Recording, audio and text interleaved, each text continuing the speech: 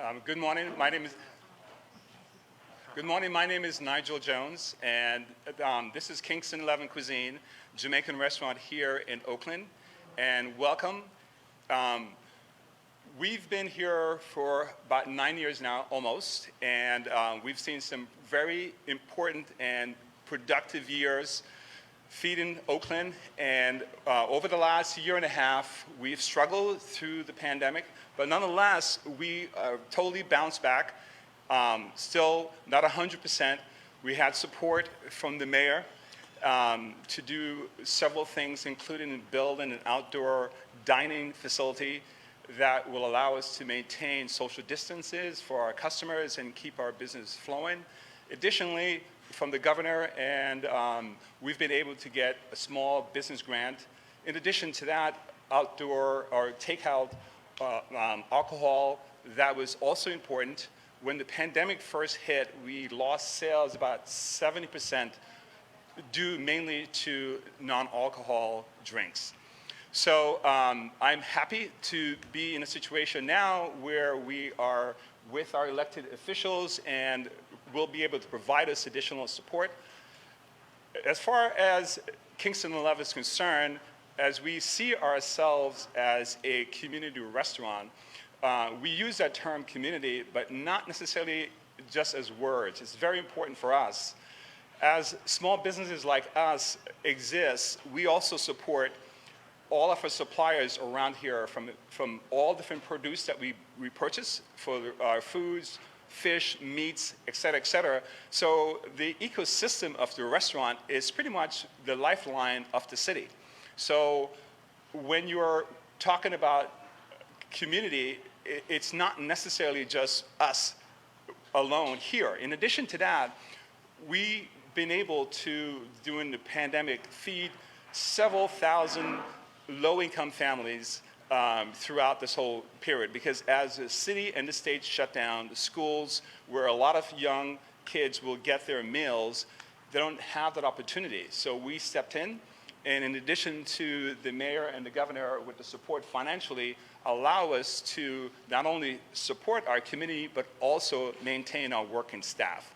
So we are excited about the future. It's still very difficult as we move forward. So, you know, I'm equally interested to hear what the governor will be announcing today. And other than that, I would like to introduce our mayor, Ms. Libby Shaft. Thank you. Good morning. It is always exciting to have the governor here in Oakland, California, lifting up what is successful uniquely in California. And I have to say, as a Californian, I could not be more proud of the support that this state provided our lifeblood, and that's our small businesses. The state of California provided more than $10 billion in combined tax relief and grants. This is something that the federal government did not do as good of a job at, although I know, Congressmember Lee, you were fighting for it, because you fight for us every day. And here in the city, we pivoted. We tried to get creative to respond to the moment and to support incredible businesses like Kingston 11 that not only support an entire ecosystem of businesses, but are culture keepers, are community gathering places. And this restaurant provides thousands of meals to to people who are suffering from food insecurity and to our unsheltered residents. And as a fun aside, the reason it smells so good right now is Kingston 11 is catering my State of the City event tonight. They're making 200 dinners while we talk. So you picked a great restaurant to highlight. They are so much more than just a business. They're community heroes. Now, cities like Oakland, we worked quickly to overnight permit outdoor spaces so people could continue to gather safely. We enjoyed the allowance of delivery of alcoholic beverages There were some nights that we all needed those to be delivered to our homes. And let us learn the lessons of this pandemic. There are things that we tried that our residents enjoyed and want to keep. And that is what I am hopeful is going to be part of this announcement that we are all looking forward to. How we are going to keep the lessons that we've learned from this pandemic to continue to support these cultural institutions, these pillars of our economy, our beloved small businesses. And with that, it's my pleasure to announce my assembly member, I think California's newest assembly member, and that is Mia Bonta. Thank you so much. We are so excited to be able to host at Kingston 11 in Oakland, in the fine district of Alameda, Oakland, and San Leandro, District 18, the governor and our fellow legislators in this moment of being able to recognize that our small businesses are the lifeline to our communities.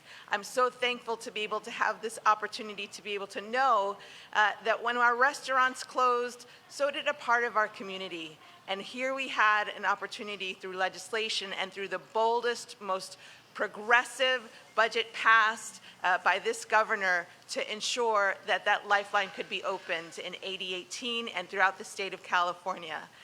We will hear some progressive legislation passed that will help us to be able to keep the moment that we had right now, that moment of relief while we were sitting in COVID, to know that we could still enjoy our restaurants and our spaces. And I'm so thankful that we have fellow legislators who are going to introduce legislation that the governor will hopefully sign today to ensure that the parklets and the opportunity to have on-the-go cocktails will be something that we can continue to have after COVID is long behind us. So thank you. Welcome to AB 18. Welcome to the most progressive, the boldest, the finest, the most wonderful district in the state of California, Oakland, Alameda, San Leandro, AB 18. Thank you.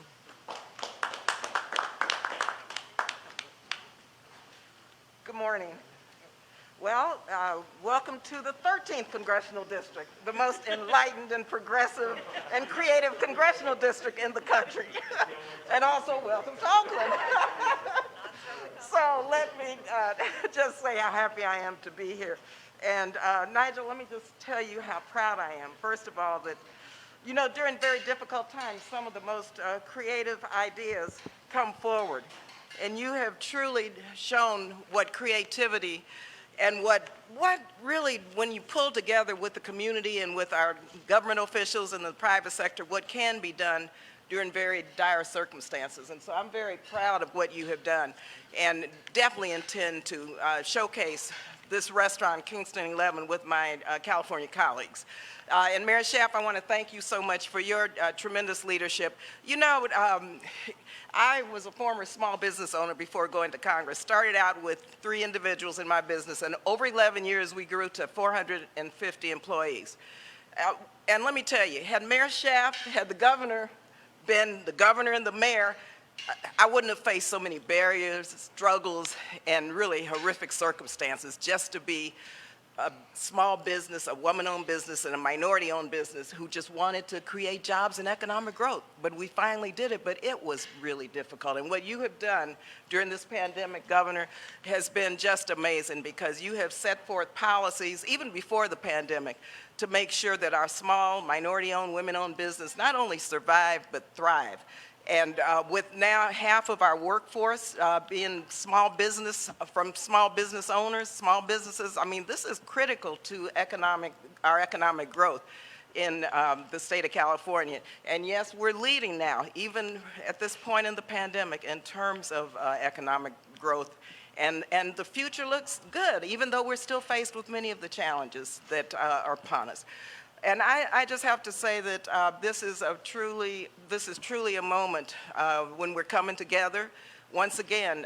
And I want to thank everyone for working in my district, in your assembly district, in my city, in a very collaborative way with our governor, leading on so many fronts. And finally, I'll say, Governor Newsom, this is the first bill signing by a governor of the state of California since I was in the California legislature. And so I'm really proud to be here at the signing of these very important bills by Governor Gavin Newsom. Thank you again.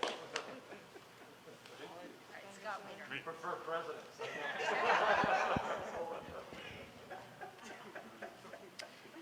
I'm not Governor Gavin Newsom, but I am Senator Scott Wiener. I have the honor of representing San Francisco and northern San Mateo County in the state Senate. I'm not going to get into an Oakland, San Francisco, who's more progressive. They're both amazing cities, sister cities in many ways. When this pandemic started and everything shut down, I was so deeply concerned that we were going to see just a mass die-off of restaurants and bars. I live in the Castro in San Francisco, and I was just so concerned about what was going to happen to our neighborhood restaurants and bars. And I don't want to leave the bars out. And especially in the LGBTQ community, we treasure our bars, and I was worried that they were going to die. They were going to close, and we were going to lose that critical part of our community. And when the outdoor dining started, when our cities pivoted and quickly allowed outdoor dining, both with restaurants and bars, and often with restaurants and bars working together, that was a lifeline. And I really want to commend the governor and ABC for quickly issuing emergency regulations to allow restaurants and bars to serve alcohol outdoors, which normally they wouldn't be able to do. And we know the business model without alcohol, it's really hard to make a go of it. And so what the governor and ABC did with these emergency regulations absolutely threw a lifeline to restaurants and bars in the state of California. And I know in San Francisco, I know so many of these small businesses that simply would not have survived absent these emergency regulations. And so today, I don't want to assume what the governor is going to do, but hopefully he'll be signing a few bills that make these emergency regulations permanent, that step back and say, we did this thing quickly during the pandemic, and as big a catastrophe as this pandemic was, let's take the good that we learned during this emergency and make it permanent. And so I want to really acknowledge my colleague up from Los Angeles, Assemblymember Jesse Gabriel. The two of us collaborated and worked in partnership on Senate Bill 314 and Assembly Bill 61. And although he will be rooting for the wrong team in tonight's game, he's a great legislative partner, and I'm really thrilled that we've been able to place these bills on the governor's desk.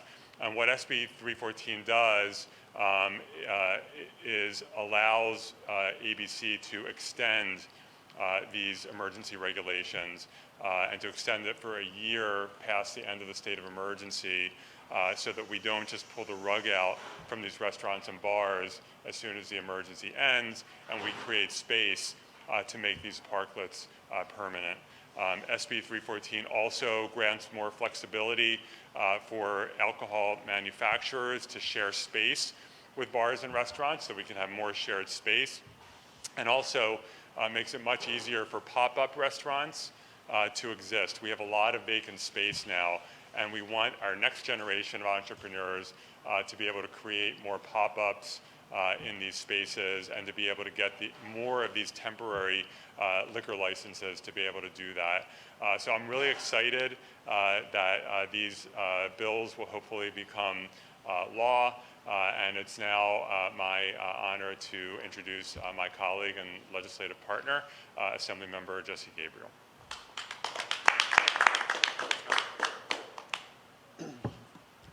Thank you, Senator Wiener. As the senator mentioned, I am the token Dodgers fan here, and there are a lot of things I want to say about the game tonight, but I really want this bill signed, and I'm mindful of the fact that the guy who holds the pen is from San Francisco, so I'm going to keep it focused on public policy right now. But I do want to thank Senator Wiener for his incredible partnership on all of this, thank the governor for his incredible leadership. It's such a privilege to be here with such a distinguished group of elected officials. And I think, as you heard said so beautifully by Nigel, neighborhood restaurants are the backbone of communities across the state of California. And right now, so many of them are barely hanging on by a thread. And as we heard, outdoor dining has offered a critical lifeline. It's allowed these businesses to keep their doors open, and that's something that we want to make sure continues. This is one of the good things that has come out of this pandemic. And outdoor dining is going to continue to be important, and I will give myself as a personal example of this. I'm fully vaccinated, my wife is fully vaccinated, but we have 3 little kids that aren't. We have a 6-year-old, a 4-year-old, and a little guy who's a 1.5 years. And so right now, we're not yet fully comfortable with indoor dining. But we do want to go out to eat. We do want to support the incredible restaurants in our communities so that they can continue to thrive. Sometimes on a Sunday night, we just want someone else to clean up after our kids so we can have a little break. And so we really want outdoor dining, and we want it to be able to continue because it is safe and consistent with our public health priorities and what we think is important for our family. It's also really important from an equity perspective. We know that the restaurant industry employs one of the most diverse workforces in the state of California. 6 of 10 restaurants in this state are owned by people of color. We can all think of incredible stories of immigrants who have come to this state and who have opened restaurants and used that as a way to climb into the middle class. And we know that this pandemic has hit communities of color and low-income communities much harder. And so the work that we're doing to support the restaurant industry has an important equity component to it as well. So this is something that is really important that we're hopefully going to do today to allow folks to continue to do this. In addition to, I wish all of you could smell how good it smells in here because it smells incredible. But I also wish you could see the amazing setup that's out there in the back. But what we have heard from business owners and from restaurateurs across the state is that they want some certainty that that's going to be able to continue. Because it's expensive to go out there and buy additional tables, to do the setup, to create the kind of beautiful ambiance that they've created outdoors so that people can dine and enjoy their meal outside. And so the work that we can do here is to give small business owners the certainty that if they make those investments, if they use their space creatively, if they have more tables so that they can bring more of their employees back to work and serve more people in their community, that they'll have some certainty that outdoor dining is going to continue. So we're very grateful for the partnership of Senator Wiener, of our local elected officials, and I do want to give a special shout out to our governor because this kind of work does not happen without leadership at the top.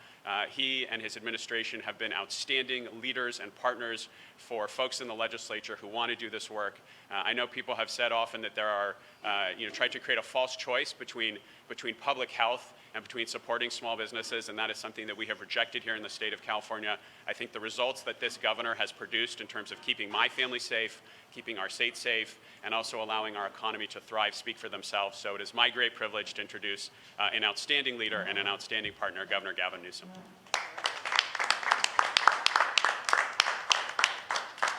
Thank you. I appreciate those comments, Mr. Assemblymember. And to the Congresswoman, Madam Mayor, thank you for the privilege of your presence here today, particularly on an important day.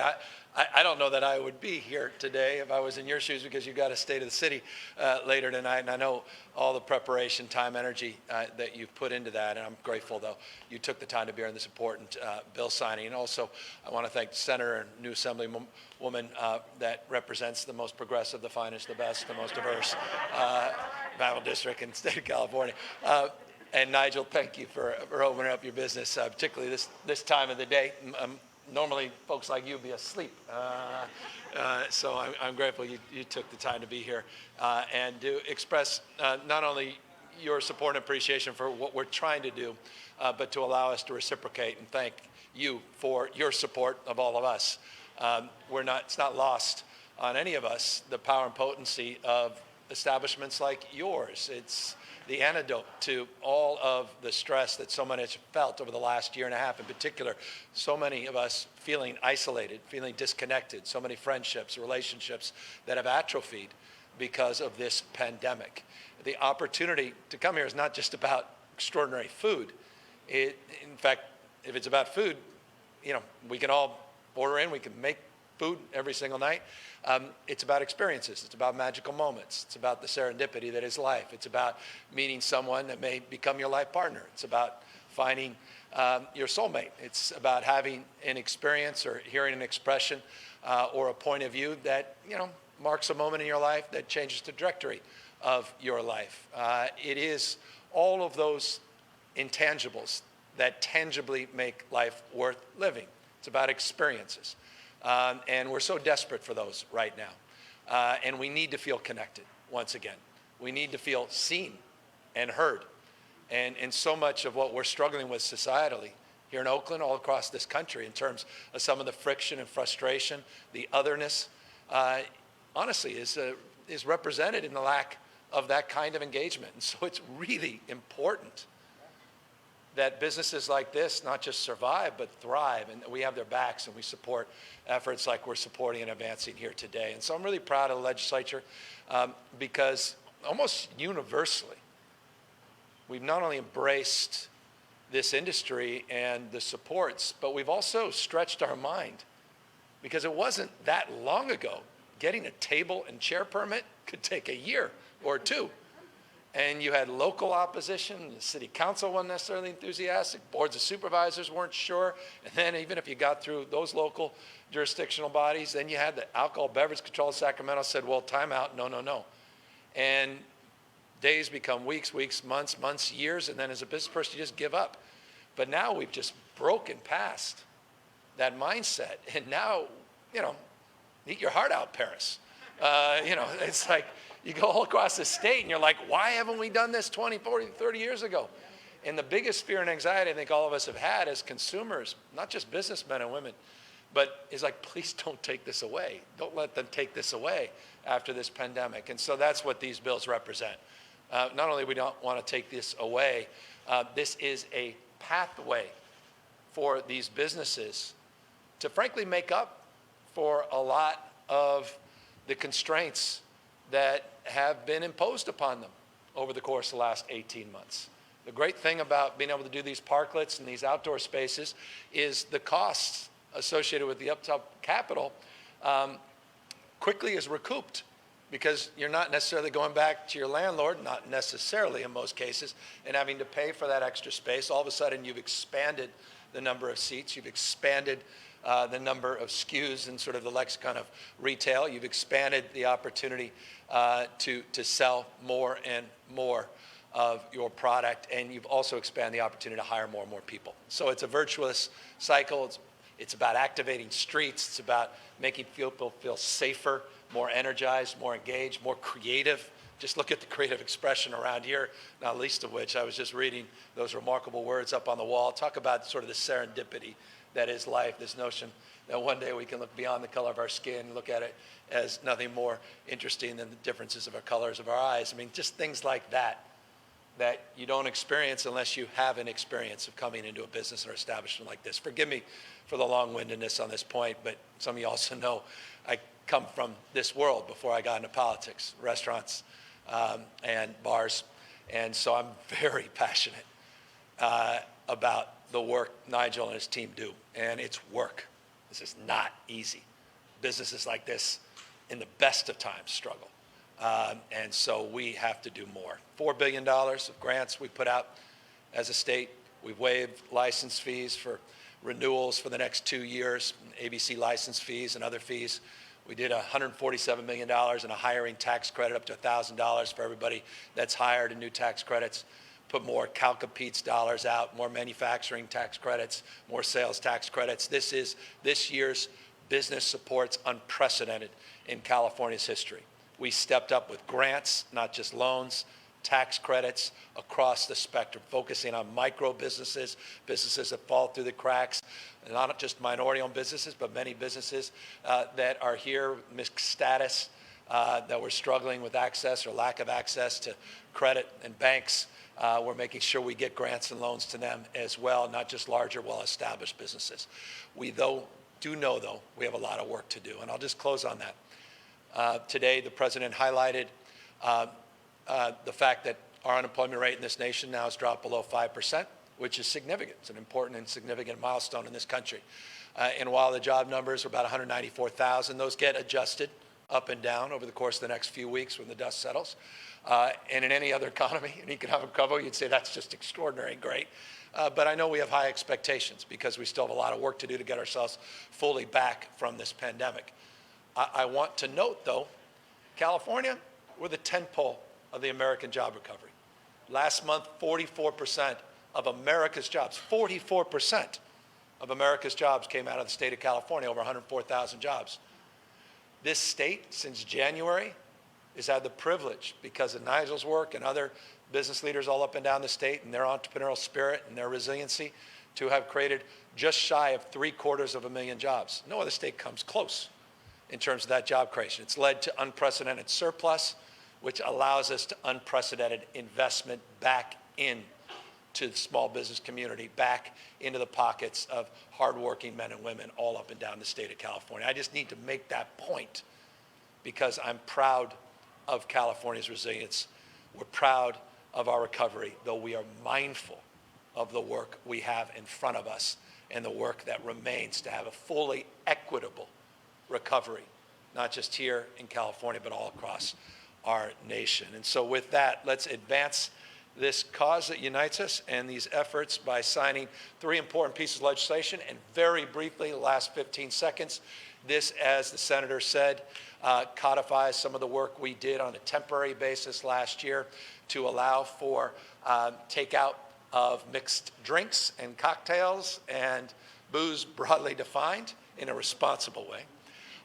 It also codifies our efforts to expand the footprint of these businesses and to remove the burdens that the state imposes in terms of the flexibility that local governments like Oakland provide in terms of making determinations for themselves, Madam Mayor, not imposing that determination, providing you flexibility in terms of your zoning and your rules and regulations as it relates to these parklets and these outdoor areas. And as the senator said as well, and I appreciate the nuances in his legislation that you two worked on, which was impressive around more catering permits, which allow more pop-ups and allow more creative use of existing space. And so much innovation comes out of that space that that legislation is more important than perhaps people may believe if you just read it. And so I'm really grateful to you, Senator, and you, Assemblymember Gabriel, for the wisdom and your leadership that you are providing us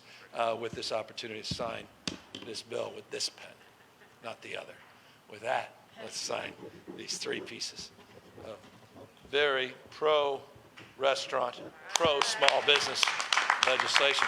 Senator, Assemblymember. Well, we got to do the mayor. Got to do mayor. Sorry, wait, Assemblywoman and mayor and Congresswoman. I got nothing to hold up except Hold up your pen. gratitude. That's all. Hold the gratitude.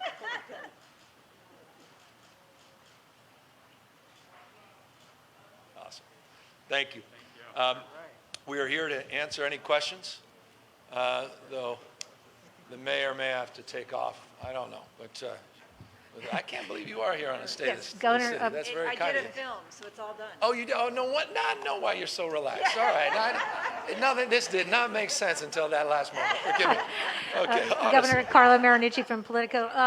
As you know, there's been some good news on the COVID front as health officers in the Bay Area jurisdictions have issued conditions under which mask wearing rules are going to be lifted.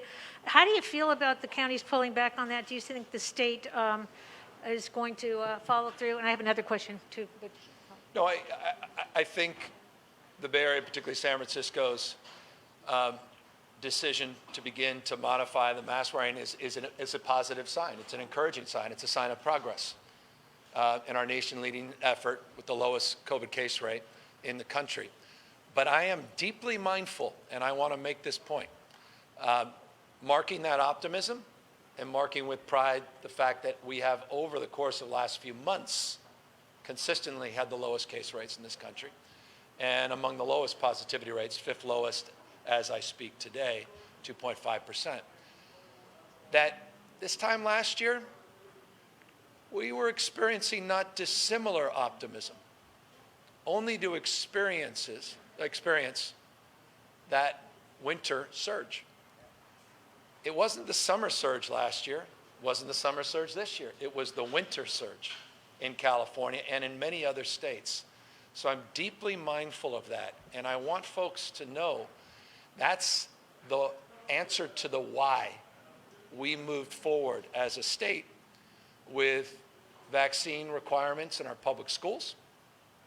That's why we're leaning into that, because we are anticipating those challenges into the fall and winter. That's why LA moved in the direction they moved this week with additional requirements as it relates to indoor activities and establishments. And that's why I continue, to your question, support local decisions based upon regional criteria and considerations that are distinctive all throughout the state. And Governor, one more question, not COVID related, but relates to Elon Musk's announcement yesterday. Elon Musk tweeted this morning exactly, that's his words, with regard to a story that said he is leaving California based on an explicit tweet from California Assemblywoman Lorena Gonzalez, who tweeted, F Elon Musk. You know him, you've said before you know him. What is your message to him and other tech CEOs or CEOs thinking of making the same move? And do you think that tweet was appropriate, by the way? I honestly, literally do not know about the tweet, so I'm not even being able to respond about the tweet. If that's why someone wants to move out of state, I receive tweets like that probably on an hourly basis. And I'm staying here, and I love this state. I've known Elon 20 years, and I really appreciate the investments he's made, his innovation, his entrepreneurial spirit, pushing out the boundaries, and affording himself appropriate status of being one of the world's great innovators and entrepreneurs. I mean, what an extraordinary, extraordinary talent. He has invested untold amounts of money in this state to create thousands and thousands of jobs, but more importantly, he's pushed out the boundary of what's possible. I was very proud. No one asked me, not one person. I was all over the state. Not one person asked me to comment about the 6.5-acre investment that SpaceX made in a new Long Beach facility, just significantly and substantially expanding their footprint and investments here in California. And if someone had asked me about that, I would have said that's a mark of California's leadership and progress, and we mark that as a thoughtful, responsible investment, and very, very encouraged by it. Accordingly, I was encouraged to read about Elon's commitment to increase production in California by 50%. That would mark a headline in any other traditional day as well. I also am proud that California is the fastest growing economic jurisdiction in the world over the last 5 years. In fact, we've grown at 21% GDP. We have outpaced all Western democracies, Germany, Japan, the United States, and substantially outpaced Texas. With respect to Texas, they've grown at 12% GDP in the last 5 years, California 21%, not even close. I'm proud of the fact that this state dominates in factory jobs, dominates in manufacturing growth, it dominates in manufacturing growth. You look at the latest numbers, 13% GDP growth in manufacturing. The next 10 largest manufacturing states, none of them rival California's factory and manufacturing growth. I'm proud of the fact no other state in America comes close, even on an adjusted per capita basis, to have enjoyed more IPOs this year. Or once again led with the Bloomberg Index as the #1 innovation state in America. I'm proud of the fact we had record-breaking venture capital last year, record-breaking. I'm proud of the fact that we maintained our status with over a quarter of the nation's unicorns being located and headquartered here in California. Those are the next Teslas. The innovation and entrepreneurialism here is, we have no rivals, no peers. That's why we're running $80+ billion operating surplus. And I'm also mindful we need to invest in our lead. And that's what we're not only announcing here today in the micro in terms of just some targeted strategies, but in the aggregate, Nigel, you represent where jobs are growing in California. 4.1 million small businesses in this state, roughly half the job growth, or rather half the jobs in the state of California coming from small businesses like this. So yes, we support large, well-established companies. And by the way, it would be interesting to get the facts on how much California has invested in Tesla. No other, the hundreds of millions of dollars of tax subsidies we provided that company. Our regulatory environment helped create that company and grow that company. There was no real category. It took his ingenuity and entrepreneurial genius, but it also took a regulatory environment to encourage it here, to nurture it. And that's why, in closing, and this deserved a long response, forgive me, I'm proud of the fact we have 60 EV companies in California, headquartered in California. All right, 59. I'm proud of the fact 34 of them are manufacturers. And I'm proud that our number one export is electric vehicles. And I'm proud that we invested $3.9 billion this year to expand our investments in electric vehicles, including $1 billion to convert the next iteration of electric vehicles, which is trucks and buses. I mean, we're not just doubling down on our investment in the future. We're leading the world in terms of investing in clean energy and electric vehicles, including the first state in America to require all electric vehicle purchases in California. I would appreciate a tweet on that. So I say all that because I have reverence and deep respect for that individual you reference. But I also have deep reverence and respect for the state and what we represent and what we've done to support those investments. And so I'm looking forward to more investments in the future. And I'm looking forward to continue to have no peers in terms of economic growth and prosperity into the future. California, our best days are in front of us. Good morning, Governor. Matt Bigler, KCBS. Matt, I promise this will be a shorter response, no matter where you go with. It should be easy. It's the sports question. Oh, Were you geez, planning to make any wagers on the Giants-Dodgers playoff game? This is hard. I'm a governor of California. We did well down in LA County in those recall.